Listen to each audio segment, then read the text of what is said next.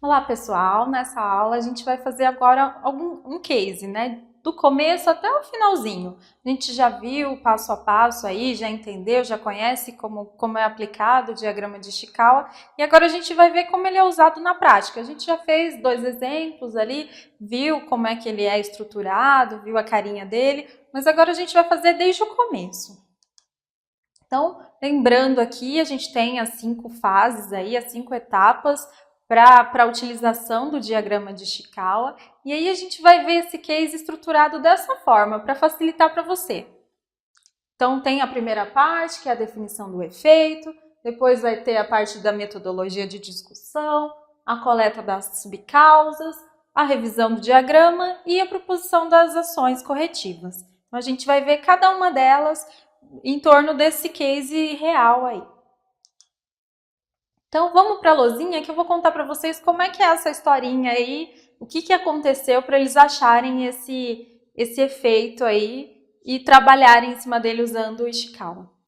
Esse caso aconteceu numa empresa, eles tinham lá um setor de pintura e aí aproveitaram esse setor de pintura para fazer a pintura de uma sala de treinamento. Então tinha lá uma sala de treinamento nova, que eles estavam querendo pintar. E aí o supervisor de pintura foi lá no setor de pintura e pegou um funcionário recém-contratado, né? Falou para ele, você pode ir lá pintar, por favor, essa sala de treinamento aqui? E ele falou, vamos, né? Vou lá pintar. Só que ele tinha acabado de entrar na empresa, então ele estava ainda meio perdido. Ele estava acostumado a ficar nessa área aí de pintura, que é uma área bem ventilada, e foi para essa sala aí. Chegando lá, o supervisor de pintura só falou para ele, olha, tem um respirador aqui, ele colocar no narizinho dele, respirador semifacial, e não explicou muito bem como é que usava esse respirador. Quando ele começou a pintar lá, ele não percebeu que esse respirador não estava com uma selagem muito boa aqui na barba dele. E começou a exalar um monte de solvente, dessas tintas que ele estava usando, ele não percebeu, estava com pressa de terminar o serviço e voltar lá para o serviço original dele, né, na pintura. E aí ele começou a passar mal. Então, começou a passar mal lá com os gases aqui que ele estava inalando.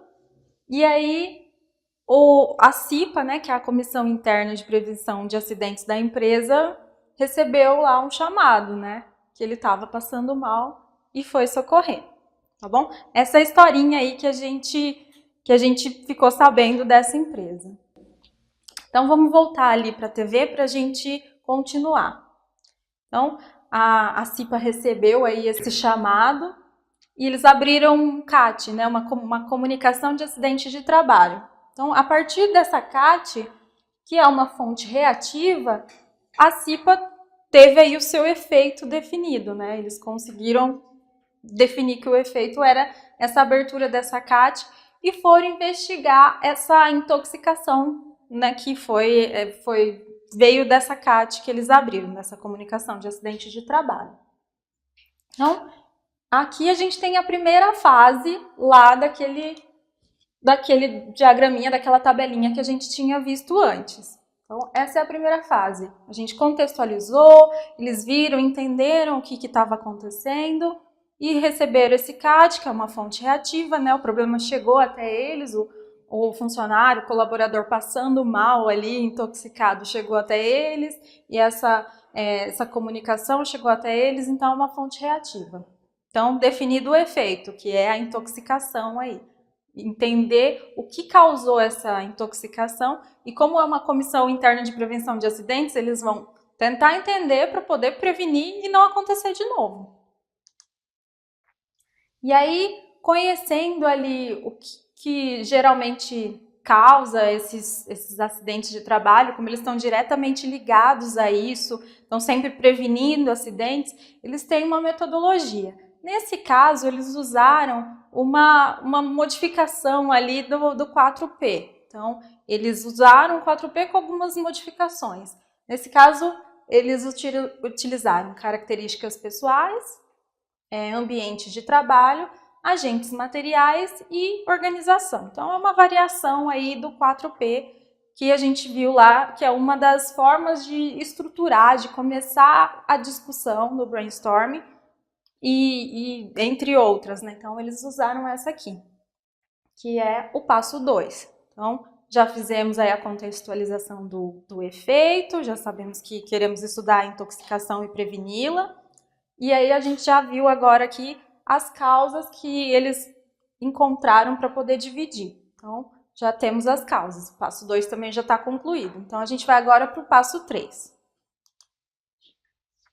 No passo 3, eles fizeram brainstorm, então ali a comissão, que geralmente é formada por algumas pessoas da empresa, de vários setores diferentes, que é bom, porque tem visões de várias pessoas diferentes, porque seria muito estranho se a gente pegasse só uma pessoa da área de pintura, né, que entendesse só a área de pintura e não entendesse as outras coisas. Mas a pessoa de pintura também é importante, então a Comissão Interna de Prevenção de Acidentes é muito importante que ela tenha várias pessoas de vários setores diferentes para entender todas as possibilidades de prevenir acidentes de trabalho.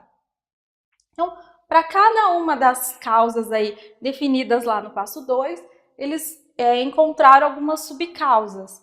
Então tá aqui, esse é o passo 3, né? Coletar os dados. Reuniram ali o pessoal, coletaram essas subcausas.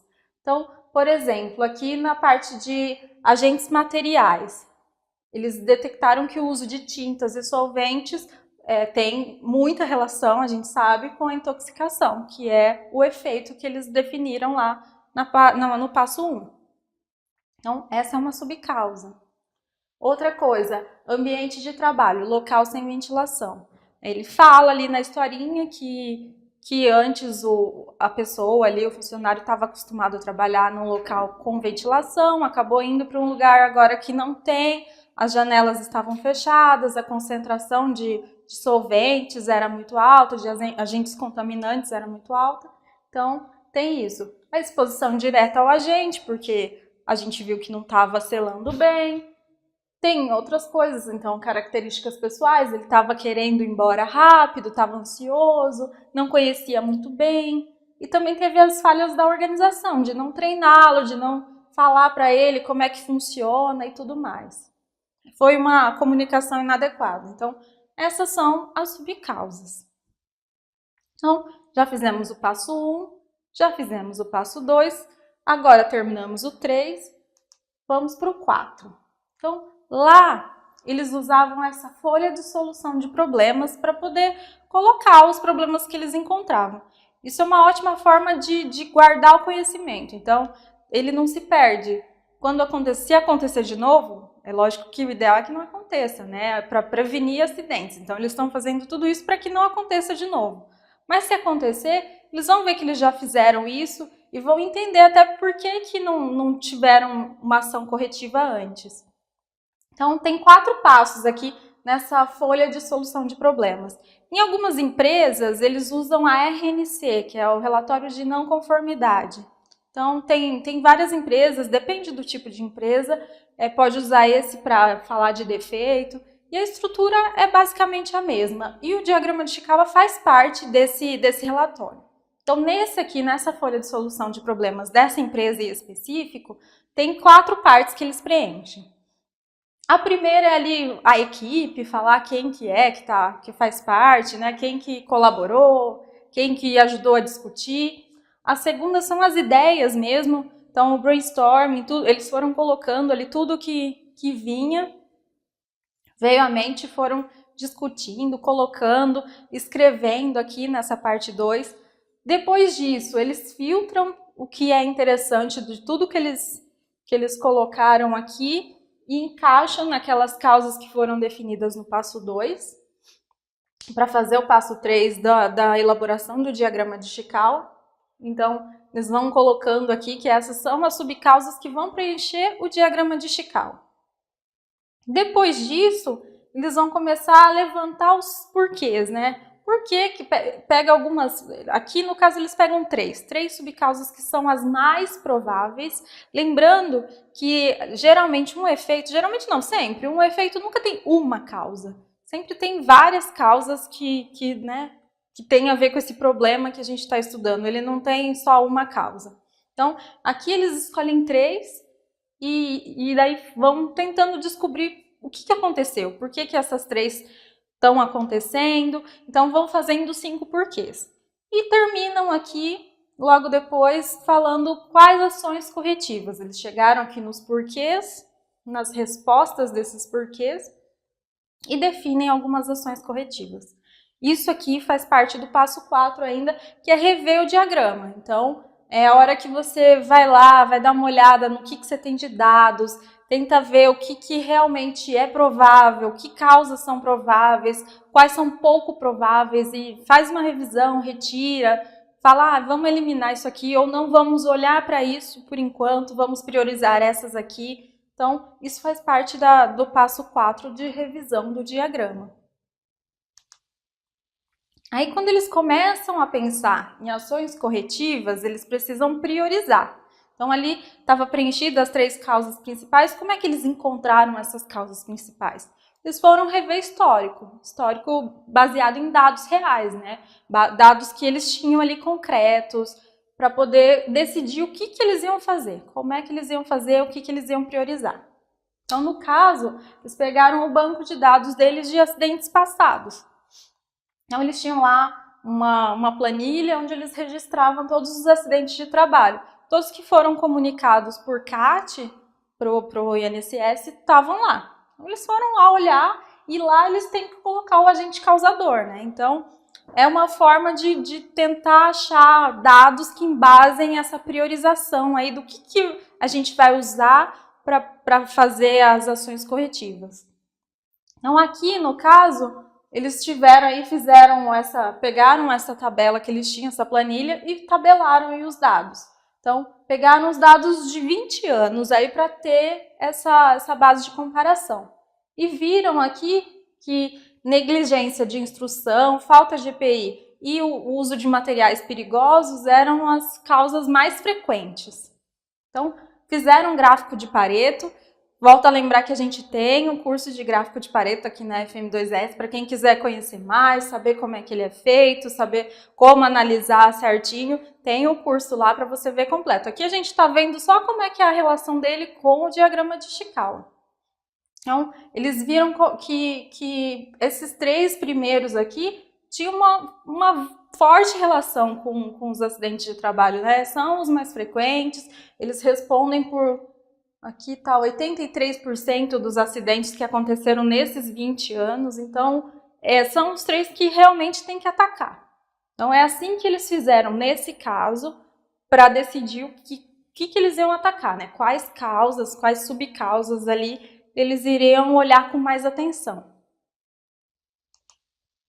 E aí eles viram, né?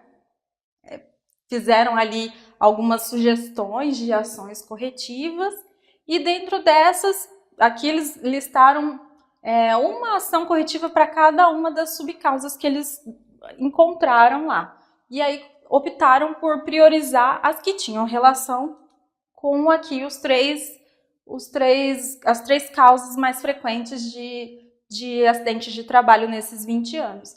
Então, tudo que tinha a ver com falta de instrução, falta de EPI e materiais perigosos foi priorizado. E essa é a fase 5 de ações corretivas. Então, depois que eles fizeram isso, encontraram as ações, colocaram as ações em prática. E aí reduziram, não teve mais acidente. Então, foi feito esse ano, a gente teve informação de que ninguém se intoxicou ainda. Acho que não vai acontecer, né? Então, é assim que eles trabalham nessa empresa. Não só para esse tipo de acidente de trabalho, mas para outros. Então, é isso.